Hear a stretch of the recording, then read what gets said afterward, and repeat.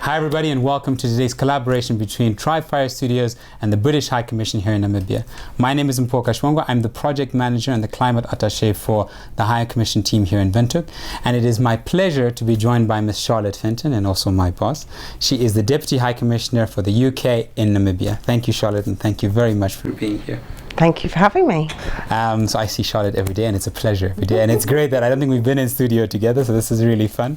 But today and part of this series, we really want to talk to you about climate change and COP26. We think these are two of the biggest issues and biggest forces of this year that everyone needs to be aware of and that everyone can play a role in having a positive impact for this country and the global community. So we really hope that you enjoy this discussion. I think it will be quite fruitful. We have great conversation over tea and anything else in the coffee and in the office. So really looking forward to this discussion. And Charlotte, I think we can just dive right in. Sure. So maybe for those who are not too familiar with what we do here in country, do you want to give them a layout of sort of what the UK is doing here in Namibia and what the High Commission focuses on? Absolutely. So the British High Commission is the UK government's representation here in Namibia. Right. So our overarching role is to maintain and develop relationships between the UK and Namibia. In line with that, we're looking at aspects such as promoting good governance, yes, rule of law, strengthening transparency and accountability. Yes. And then we specify into particular themes and topics of work. One big one for us is climate change. Right. And I know we're going to talk a bit more about COP26 shortly, but we're looking here at adaptation, resilience, clean energy, promoting nature, all those aspects that come with Namibia achieving climate goals. Yeah. We do a lot around trade promotion and promoting trade and investment opportunities between the UK and Namibia. We run various projects and programs to support the work that we're delivering here. Another big factor is our Achieving Scholarship program, yes, where we're looking for opportunities to send Namibian students to the UK to study and experience the UK life. Yeah. And I guess in many sense it's been funny since you've come, the amount of people we've met who've been to the UK, who've been Chevening scholars and have found this balance of sort of the amazing culture of the UK and bringing it back here in Namibia and still having the Chevening alumni connection, but even people like the Speaker of Parliament. I mean, he was a Chevening alumni. That says a lot in terms of sort of what the UK has to offer in terms of education, but I think even more so about the kind of relationship we want that has this constant mutual benefit between the two, and I think that's why I like working there. So some brownie points there. So I think sort of coming then from the UK to the UK-Namibia relationship, we have a common thread, globally speaking, and that is climate change. So if you could describe climate change to our viewers, how would you describe it to them? Yeah, great question. So climate change really is looking at the long-term change in average weather patterns all over the globe. We're looking at things like temperature changes, so everyone has probably heard of global warming, which is all to do with the temperature on the Earth's surface that is rising and rising. Exactly. We're looking at extremes of weather, so droughts, floods, extreme cold, and anything that's unusual from what we're used to. And you look at it on local, regional and global climates. Yes. So locally we're looking at what's going on in Namibia, and we know that there's issues of drought, flood, and all the problems that come with that. In the regional context, we're looking at what's happening across the African continent. Right. How is the weather changing? How is the climate changing? And then globally as well, you know, every continent has its own changes in climate. So looking at the bigger context too. Yeah, and that's 100% right. And I guess that's what makes it such a unique phenomenon. The fact that you don't have to do much to scale how big of an impact it has. I mean, you went from Namibia to the continent to the world at large, and that literally is how we have to think about it.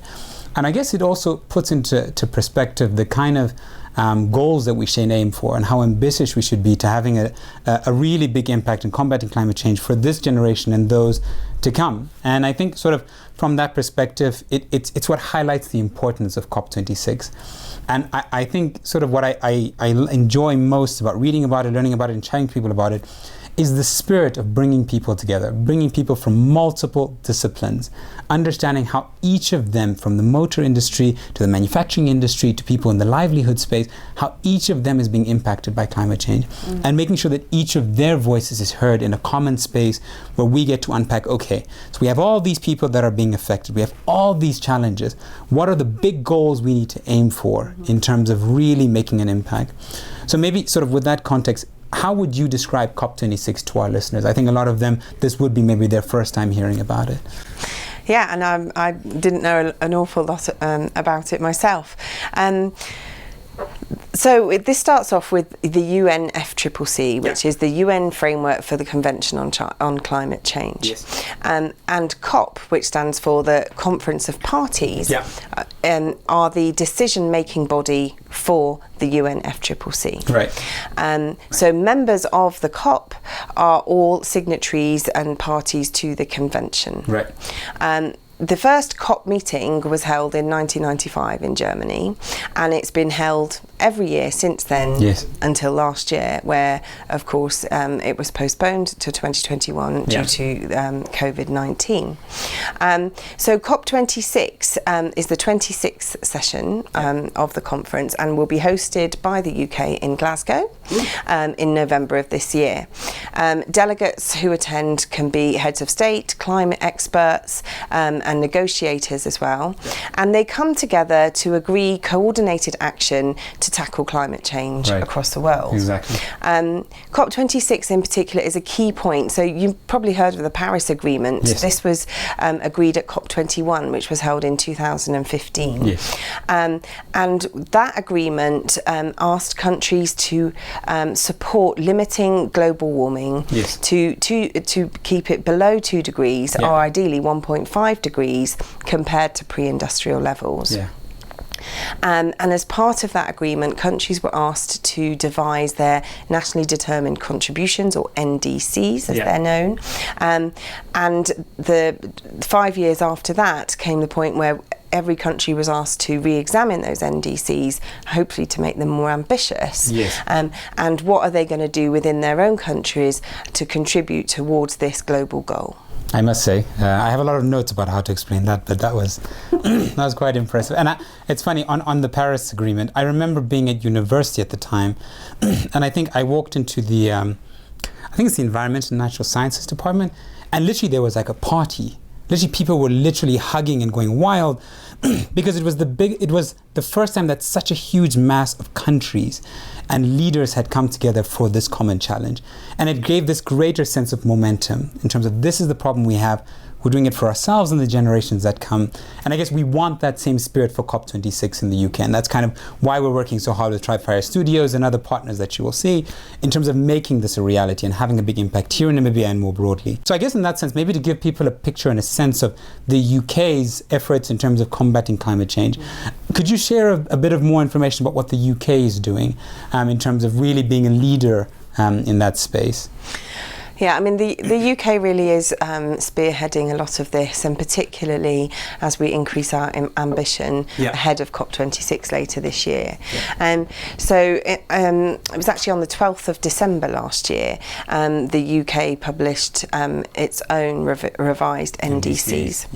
And this included a commitment to reducing economy-wide greenhouse gas emissions by at least 68% by 2030 compared to the 1990 levels, which is a huge commitment by the UK. For such a big economy. Exactly. And it requires everyone throughout the country to contribute to this, like you were saying earlier as well.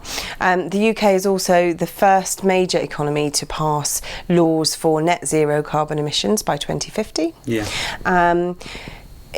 The UK is also the largest producer of offshore wind energy in the world, which is great, and I hope that we can inspire other countries to do the same, because wind is a resource that is out there and should be made more use of. And there are quite a few Namibians I've had a chat to about the Luderitz area and sort of like this vision of having all these wind farms there.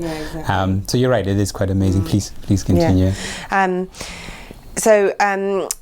The UK also produced a 25-year environment plan, which included direct action to address the biggest environmental priorities of our age. So here we're looking at air quality, nature recovery, waste and resource efficiency. These are all ways that we can help to tackle the global climate change issues. And I think what I admire about those kind of commitments and those details that you shared is how they go across the board.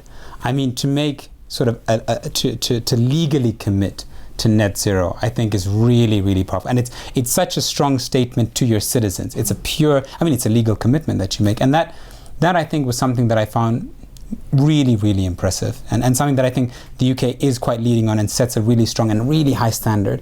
And I guess that's the thing for climate change. We have to have these really high standards because that's just how big the problem is and how much we have to do. And I guess sometimes with people naturally, with a really high standard, it allows you to aim for more. It allows you to push yourself further from an innovation perspective, partnering perspective, and that can make such a big difference. So then I guess sort of bringing things to Namibia, sort of what has been your, what are the conversations you've had around the challenges of climate change here in Namibia since you've been, you've come a year and a half. Not quite. January of 2020 I arrived.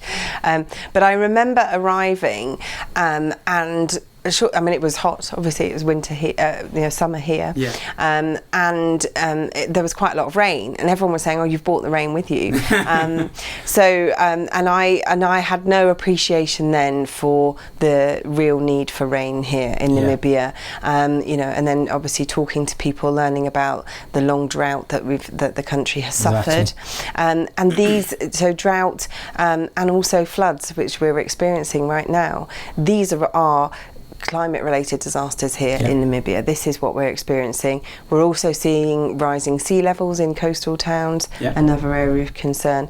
And the bigger impact of these climate disasters is in things like food security. 100%. So we've seen that a real vulnerability here in Namibia. 48% of rural households rely on sustainable agriculture for food. I had the opportunity just very recently to visit Kunene. I missed out on that. But I've seen stuff in the news. When I've met government officials and ministers, and everybody talks about Kunene, and it is a real dire situation there. I've seen firsthand the impact of the drought on these people, where they don't have reliable access to food and indeed water as well. And I'm really proud of the work that the UK government is doing to support the people, particularly in this region, in terms of ensuring that they're able to get food, but also rehabilitation of water wells for these rural communities where they can't even pump water out of the ground anymore, and doing that in a sustainable way. So using solar power to actually operate, to make the pumps operate so that we can get the water out. And it was great to be able to see that firsthand. And as I say, I'm really glad that the UK is able to support Namibia in this way. I really do regret missing out on that trip, but we will chat to the Red Cross, which was the key partner in this program, later on, and they'll give us an insight about what that really was in that experience. I sort of as we come to the end, I think it's good to give a really good picture of when we talk about UK and Namibia collaboration for climate change, sort of some examples quite shortly of areas where the UK and Namibia have worked together for the benefit and the livelihoods of Namibian people here in country. Do you have a few examples that you can share with our listeners? Yeah, sure. So, we've just been talking about water Exactly. and the impact of the drought here in Namibia. And the UK government funded a project with CRIDF, which is the Climate Resilient Infrastructure Facility. And this is looking at in the Kavango East region, constructing irrigation systems that are powered by solar energy. So this is exactly another example. Exactly. This project was also in partnership with the Ministry of Industrialisation and Trade, and with Namibia Industrial Development Agency. So it was great to get together with these Namibian partners to address this issue that's here, and really make a difference difference to those people. We've done other projects, another one with the Future Resilience for African Cities and Lands, or FRACTAL. We love acronyms, don't we? So this is a project with the University of Namibia, and it's about strengthening the city of Windhoek's resilience to climate-related challenges such as water insecurity, sanitation, energy management, and climate change policy as well. And just to tie those two together, so I'll give you an example of where we've done work in the rural areas, but also in the city of Windhoek.